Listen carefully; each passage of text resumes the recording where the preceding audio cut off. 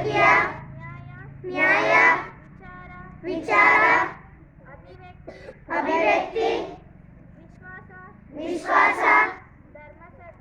ಧರ್ಮಶ್ರದ್ಧೆ ಮತ್ತು ಉಪಾಸನ,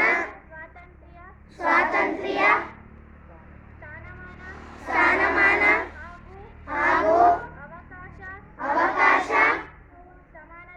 ಸಮಾನತೆ ದೊರೆಯುವಂತೆ ಮಾಡಲು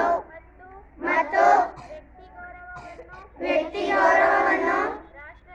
ರಾಷ್ಟ್ರದ ಏಕತೆಯನ್ನು ಹಾಗೂ ಅಖಂಡತೆಯನ್ನು ಸುಸ್ಥಿರಗೊಳಿಸಿ ಅವರಲ್ಲಿ ಭಾತೃಭಾವನೆಯನ್ನು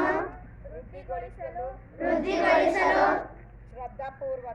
ಶ್ರದ್ಧಾಪೂರ್ವಕ ಸಂಕಲ್ಪ ಮಾಡಿದವರಾಗಿ ನಮ್ಮ